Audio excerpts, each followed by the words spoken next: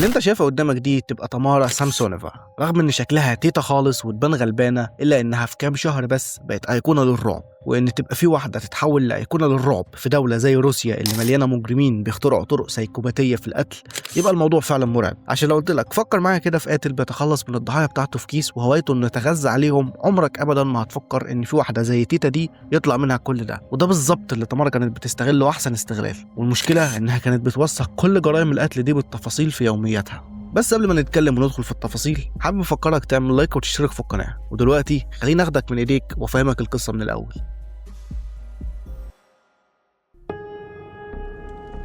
يوم 25 ابريل سنه 1947 اتولدت تمارا في مدينه اسمها غريب بصراحه، لا انا هقدر اقوله ولا انت اكيد مهتم بحاجه زي كده، لكن المهم بالنسبه لنا انها اتولدت في اوكرانيا وقت ما كانت تابعه للاتحاد السوفيتي. طفوله تمارا كانت عاديه جدا، ما فيهاش اي حاجه مميزه. ابوها كان ضابط شرطه وامها كانت شغاله في التجاره، عيله بسيطه ما فيهاش مشاكل كبيره تعقد الطفل، حتى حالتهم الماديه كانت متوسطه وكانوا عايشين كويس. تمارا لما خلصت ثانويه سافرت على موسكو علشان تدخل الجامعه. هناك دخلت كليه اللغات في جامعه موسكو الحكوميه. بعد التخرج على طول انتقلت على اجمل مدن روسيا وواحده من اجمل مدن العالم، مدينه سانت بطرسبرغ، واشتغلت هناك في فندق عالمي وكبير جدا اسمه جراند اوتيل اوروبا. وفضلت شغاله في الاوتيل ده طول حياتها، لكن كانت بتتنقل في المناصب وفي المواقع، لكن عمرها ما سابت الشغل في الاوتيل نفسه. بعد فتره في شغلها في الفندق تعرفت على اليكسي سامسونوفا. بالمناسبه كلمه سامسونوفا دي النطق الروسي، لكن كان في نطق تاني انجليزي، لكن بما اننا بنتكلم عن روس فانا جبت النطق الروسي.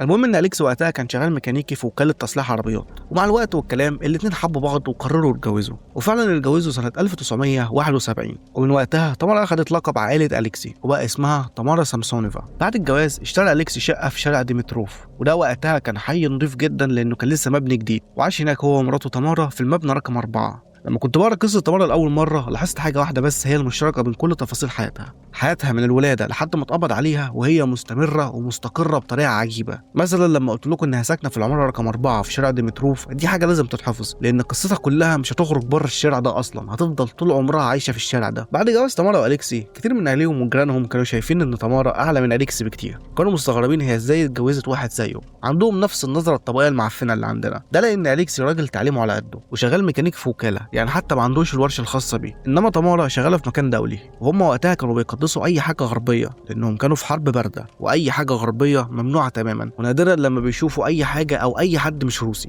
واي حد كان بيتعامل مع الاجانب وقتها بشكل يومي كان بالنسبه للمجتمع ده من النخبه، علشان كده اي حد كان بيقول كلمتين انجليزي كان بالنسبه لهم قمه الثقافه. وتمارا بصراحه كانت ما بتسيبش فرصه غير لما تتباهى بانها بتتكلم انجليزي والماني زي ما بتتكلم الروسي، وكانت بتتعمد تسلف جيرانها كتب بالالماني وبالانجليزي على الرغم انها عارفه ان محدش فيهم بيعرف يقرا اللغات دي، فهي ما كانتش بتخلي فرصه واحده غير لما تتباهى على الناس. طول فتره شغل تمارا اللي هي سنين كتير جدا عمر ما حد قدم ضدها شكوى واحده او حتى طلع منها تصرف مش مقبول، حرفيا واخده دكتوراه في الاستقرار. لكن سنه 2000 الدنيا بتبدا تختلف شويه. تمارا في يوم دخلت اسم الشرطه وقدمت هناك بلاغ ان جوزها اختفى. قالت في البلاغ ان جوزها ساب البيت ومشي، وهي ما تعرفش عنه اي حاجه ولا تعرف مكانه. لما الشرطه سالوها طيب تفتكري جوزك مشي ليه، قالت لهم ما عنديش اي فكره. لكن الكلام ده مختلف تماما عن الكلام اللي قالته لجيرانها، لانها قالت لجيرانها انها عارفه ان جوزها بيحب واحده وخدها وهرب ومش هيرجع تاني. بعد اختفاء اليكسي حاله تمارا الماديه ابتدت تقع شويه. وقتها قررت تعرض اوضه من شقتها للايجار وفلوس الايجار تمشي الحاله شويه. لما عرضت الاوضه للايجار اخدها واحد مغترب عنده 44 سنه اسمه سيرجي. لما قعد مع تمارا في نفس الشقه اتصدم من اسلوبها في التعامل. تمارا شخصيه حقيره جدا، محدش قعد معاها غير لما اشتكى منها بسبب انها متحكمه زياده عن اللزوم وعايزه كل حاجه تمشي على مزاجها هي وبس، بتتحكم في اللي هيقعد معاها، سواء بقى اللي قاعد معاها ده حد يقرب لها وهيضطر يسكت او شخص غريب تماما قاعد عندها بفلوسه. دايما على طول تتخانق معاه، وبتكون خناقات على حاجات هبله قوي. يعني مثلا بتتضايق ان سيرجي بيفضل في البيت طول اليوم، او انه اوقات كتير بيأخر في الحمام، او بياكل في اوضته ومش بياكل على الترابيزه مثلا، اللي هو حاجات ملهاش دعوه بيها، لكن هي عايزه اي دبه نمله تحصل في البيت تحصل بالطريقه اللي هي تحبها. لكن تمارا جابت اخرها وما بقتش حمل خناق تاني، علشان كده راحت على الصيدليه واشترت منها مهدئ قوي. بعدين طلعت على جارتها كريفين واستلفت منها منشار كهربائي ورجعت تاني على شقتها. فضلت متردده شويه في انها تاخد الخطوه النهائيه وتقتل سيرجي، لكن التردد ده ما استمرش كتير، لان بعد يومين تمارا طحنت كذا حبايه من المهدئ اللي معاها، بعدين حطتهم في الاكل بتاع سيرجي وقدمت له الطبق، وهو ما فكرش مرتين وبدا ياكل. بعد ما خلص اكله حركته بقت بطيئه جدا، وفي ظرف ثواني سيرجي فقد الوعي وبقى بدون مقاومه تحت تصرف تمارا.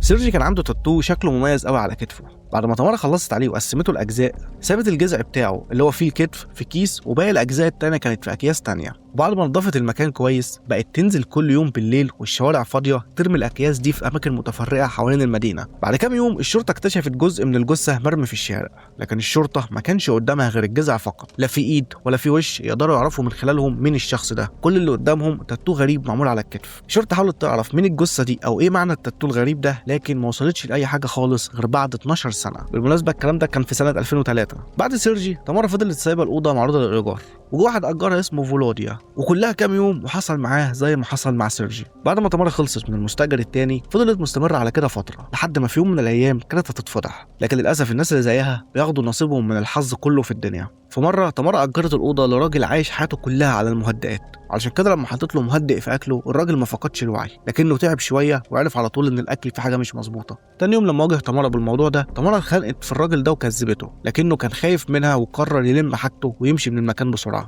وتمارا ما اتعظتش من اللي حصل وفضلت مستمره على كده من 2003 لحد 2015. قتلت في الفتره دي اكتر من 10 اشخاص والشرطه ما عرفتش عنهم اي حاجه خالص. انا هنا بقول 10 اشخاص وده اقل رقم الشرطه قالت عليه، لان الشرطه لقيت دليل ان تمارا قتلت حوالي 21 شخص، لكن من ال 21 دول اتذكر بس اسماء 10 اشخاص. وللاسف الشرطه كمان ما عندهاش دليل على 10 اشخاص دول ولا يعرفوا مكان جثثهم فين. سنه 2015 وفي بدايه شهر 3 قررت تمارا انها ترمم الشقه بتاعتها، لكن كان عندها مشكله ان مفيش اي مكان تاني تروح تقعد فيه لحد ما العمال يخلصوا شغل في شقتها. وقتها اتدخل واحد يعرفها كويس واقترح عليها انها تروح تقعد عند جارتهم اللي اسمها فالنتينا اولونوفا، وده لانها ست كبيره في السن ولما تمارا تقعد معاها في الشقه هتاخد بالها منها وتساعدها. وكبيره في السن هنا انا بتكلم عن فالنتينا، لان فالنتينا عندها 79 سنه، اما تمارا الشباب اللي رايحه تساعدها في البيت عندها 68 سنه بس. المهم ان الاثنين اللي هم تمارا وفالنتينا وافقوا وراحت تمارا علشان تعيش معاها. تمارا لما عاشت مع فالنتينا كانت مبسوطه جدا وبدات تكتب في يومياتها، والكتابه في اليوميات دي عاده عند تمارا بتعملها من ايام ما كانت في الكليه. كتبت في يومياتها وعبرت عن السعاده والفرحه والونس اللي حاسه بيهم مع فالنتينا، وانها اخيرا من ساعه اختفاء جوزها بقى لها حد في الدنيا تقعد تتكلم معاه ويسمعها فعلا. وفي نهايه الصفحه في يومياتها كتبت تمارا بخط كبير انا بحب فاليا، وده الاسم اللي كانت بتدلع بيه فالنتينا. علاقه تمارا وفالنتينا كانت علاقه في منتهى الجمال، علاقه بين اتنين عايشين في الدنيا بطولهم، لا ليهم حد بيسمعهم ولا حتى في حد بيجي يكلمهم. رغم الكرم الكبير اللي كان في شخصيه فالنتينا كانت تمارا بتواجه الكرم ده بشخصيه وحشه وعصبيه ومتحكمه. على الرغم من ان تمارا كانت قاعده في بيت فالنتينا وبتاكل من اكلها، الا انها كانت برضه عايزه تمشي البيت على كيفها ومزاجها هي بس، لان لو دي صفه اساسيه في الانسان من صغره هيكبر وهو شايفها حاجه عاديه جدا. بالنسبه له بقت من المسلمات انه يتعامل بالاسلوب ده، وبقى شايف حاجه زي كده حق من حقوقه. عشان كده تمارا كانت كل يوم في خناقه مع فالنتينا، لحد ما في يوم من الايام فالنتينا عرفت ان شقه تمارا خلصت وتقدر دلوقتي ترجع على بيتها، وقالت لها بكل صراحه انا مش عايزاكي في البيت هنا، وطلبت منها انها تمشي.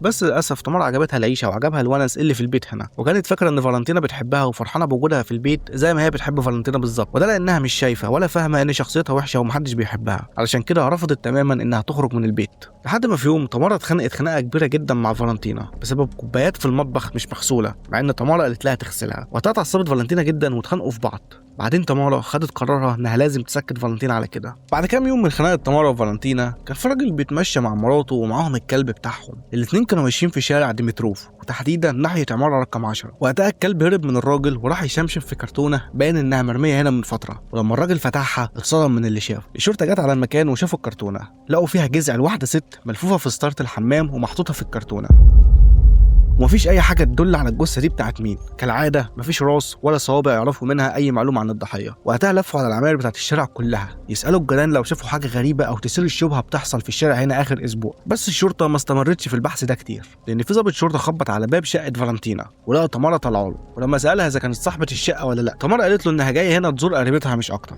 الضابط حاول يسال تمارا عن اي حاجه، لكن وقتها الضابط لقى تمارا بترد عليه بخوف واضح في صوتها وبتقول كلام عكس بعضه، وده خلاه يبدا يشك فيها وطلب منها انه يدخل الشقه. لما دخل الشقه لقى في ارضيه المطبخ بواقي دم مش ممسوحه كويس، ولما بص على الحمام لقى ان الستاره بتاعت الدش مقطوعه وعلى اطرافها في دم، وبواقي الستاره مطابقه تماما لنفس شكل الستاره اللي لقوا جذع الجثه ملفوف فيها في الكرتونه. الضابط قبض على تمارا وخدها على الاسم، والشرطه رجعت على العماره تاني تشوف الكاميرات المراقبه اللي على السلم، ووقتها شافوا في التسجيلات تمارا وهي بتنزل كل يوم بالليل لمده 7 ايام وبيكون معاها اكياس بلاستيك سودا، وفي مره نزلت فيها من البيت وكان معاها حله. الشرطه مستغربه ايه اللي كان موجود في الحله دي، وعلى طول اتوجه لتمارا تهمه قتل جارتها فالنتينا. الشرطه لما فتشوا شقه فالنتينا لقوا اليوميات بتاعه تمارا، بعدين طلعوا على شقه تمارا الاساسيه يفتشوها، وهنا برضه لقوا دفاتر يوميات كتيره جدا لسنين طويله، ولقوا في المكتبه بتاعه تمارا كتب كتير جدا لتعليم السحر الاسود والتنجيم. في اليوميات تمارا كانت كاتبه بالتفصيل ازاي قتلت فالنتينا. كانت كاتبه ان في يوم 23 يوليو راحت على مدينه قريبه جدا من المدينه اللي هي فيها، وهناك اشترت نفس المهدئ اللي بتستخدمه من 2003، وفي طريقها لبيت فالنتينا اشترت اكل فالنتينا بتحبه جدا. بعدين رجعت دخلت المطبخ وطحنت اكتر من 10 حبات من المهدئ وحطتهم في الاكل، وطلعت بره قدمت الاكل لفالنتينا وهي بتعتذر منها علشان بتعملها وحش. وللاسف فالنتينا قبلت الاعتذار وفرحت بالاكل وكلته.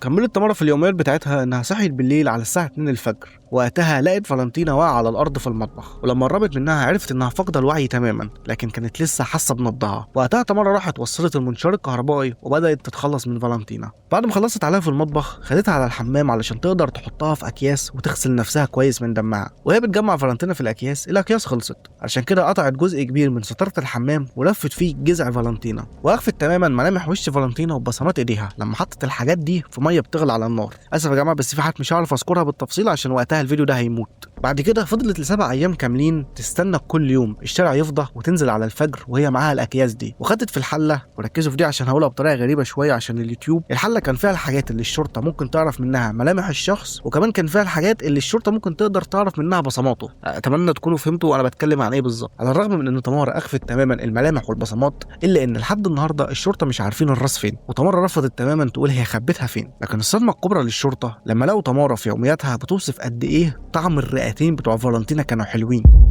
ودي حاجه متكرره بشكل كبير في يومياتها.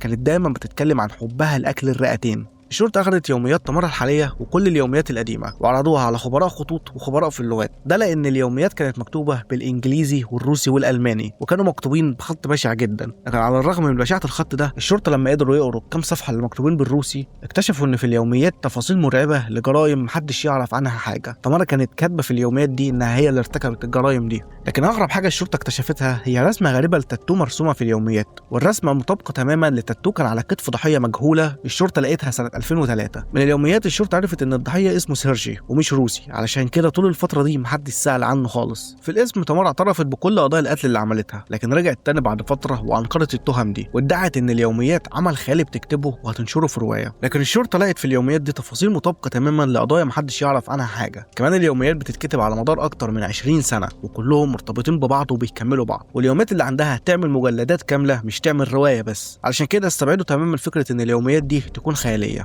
الشرطه سالت جيران تمارا لو في اي حاجه غريبه يعرفوها، طبعا كلهم قالوا كلام غريب، وانا هنا مش هذكر اي حاجه من كلامهم غير كام معلومه بس، لان اي كلام من اي جيران لاي قاتل بعد ما جرايمه تتكشف بيكون كلام ملهوش اي لازمه. هتلاقي الجيران بيقولوا ان احنا كنا حاسين علشان من 7 سنين و3 شهور و16 يوم القاتل ده كان بيعمل حركات غريبه توضح انه قاتل وسفاح بالفطره. طبعا ده كله كلام كذب في كذب، محدش بيكون حاسس بحاجه ولا حد بيكون فاهم حاجه، والجيران مش بيكون عندهم حاجه يقولوها، لكن بيكونوا فرحانين ان في حد مهتم يسمع رايهم فبيقولوا اي كلام وخلاص، وزيهم زي اي حد ملوش اي لازمه في الدنيا، بس لما تساله عن رايه في اي حاجه يبدا يحس ان هو مهم ويصدعنا براءه اللي ملهاش اي لازمه. بس انا هنا هاخد راي واحد بس. جاره تمارا قالت ان تمارا على مدار سنين طويله كانت بتدرس السيره الذاتيه لقاتل روسي مشهور جدا بجرايمه المرعبه. مش بس كده، لا تمارا كانت بتكتب بالتفصيل ازاي كان بيختار ضحاياه وازاي كان بيقتلهم، لكن كالعاده مفيش اي دليل على كلامها. بس القاتل ده انا هعمل عنه فيديو قريب قوي، علشان الراجل ده هو التعريف الحرفي لكلمه مجرم مختل عقليا. علشان كده اعمل لايك واشترك في القناه، بس انت لو كملت لحد هنا يبقى اكيد الفيديو عجبك، فاعمل لايك واشترك. الشرطه كان عندها شك كبير ان تمارا تكون قتلت جوزها وانه ما اختفاش زي ما هي قالت زمان، لكن تمارا ما كانتش كاتبه عن جوزها سطر واحد حتى في اليوميات بتاعتها، وده في حد ذاته كانت حاجه مرعبه بالنسبه للشرطه. ازاي واحد عايش معاها سنين طويله ومش مكتوب عنه سطر؟ وللاسف الشرطه رفضت تماما تطلع محتوى اليوميات دي للعلن. القضيه دي لو كانت في امريكا كان زمان اليوميات دي بتتباع في سوق الجمعه عادي، لكن روسيا منع نشرها تماما، بس في كام صفحه من اليوميات اتسربوا منها، والفيديو ده مكتوب بناء على الكلام اللي كان مكتوب في اليوميات بتاعتها. في نوفمبر 2015 اتعرضت تمارا على المحكمه، وهناك تمارا كانت بتتصرف بغرابه جدا وبتقول حاجات مش راكبه على بعضها. لما القاضي سالها وقال لها الناس بتطلب مني اوقع عليك اقصى عقوبه ممكنه، انت ايه رايك في الكلام ده؟ ردت عليه وقالت له القرار قرارك يا صاحب السعاده، في الحقيقه انا مذنبه واستحق العقاب. وفي نهايه المحكمه لما القاضي اجل الجلسه صرخت بفرحه زي العيال الصغيره وفضلت تسقف بصوت عالي في قاعه المحكمه. التصرفات دي خلت القاضي يطلب ان يتعمل لتمارا تقييم نفسي. اكتشفوا ان تمارا عندها بارانويا ومش مسؤوله عن تصرفاتها وبتشكل خطر على المجتمع، عشان كده القاضي حكم عليها انها تنتقل لمستشفى الامراض العقليه، ولحد النهارده لسه عايشه في المستشفى دي وهي حاليا عندها يا 78 يا 79 سنه. القضيه دي في روسيا خدت اهتمام كبير جدا من الناس، خصوصا ان لفتره طويله الشرطه الروسيه كانت بتقول ان المجتمع الروسي محترم ومتربي على اخلاق وقيم عاليه ومستحيل يبقى في المجتمع قاتل مجنون كده. كمان المجتمع نفسه اتصدم لما شاف واحده المفروض انها جده ارتكبت جرائم بالوحشيه دي. اصل فكر فيها، لو قلت لك على الجرائم دي هتقول ان اللي ارتكبها راجل في بدايه ال40 او اواخر ال30 مثلا، ولو قلت لك انها بنت اللي عملت كده هتقول انها بنت في ال30 كانت بتعاني من مشاكل من صغرها مثلا. لكن انك تتخيل ان اللي عملت كده واحده عندها 60 سنه وزياده ومتربيه في بيئه مستقره جدا وحياتها وشغلها كانوا مستقرين لحد اخر يوم، مش هتصدق وهتتصدم ازاي واحده بالخلفيه دي يطلع منها كل ده. الموضوع ابتدى يكبر وانتشرت جمله تمارا كانت كاتباها في يومياتها بتقول انها تتمنى قبل ما تموت سيرتها تبقى على كل لسان وتسيب وراها ارث الناس تفتكرها بيه. مش مهم بقى الارث ده يكون حلو ولا وحش، المهم انها ما تبقاش عاشت حياتها كلها وماتت من غير ما حد يعرف عنها حاجه. وهنا وصلنا لنهايه القصه. لو عجبتك مش هقول لك اشترك في القناه بقى والجو ده، انما لو عجبتك القصه فاحنا عندنا منها كتير، ادخل اتفرج على اخواتها اللي في القناه، ولا اقول لك استنى في شاشه النهايه هتلاقي البلاي ليست كلها هاخد لك فيها غطس. طبعا ما فيهاش خساره لو عملت لايك واشتركت في القناه، لان ده فعلا بيساعدنا نكمل، واشوفكم الفيديو الجاي.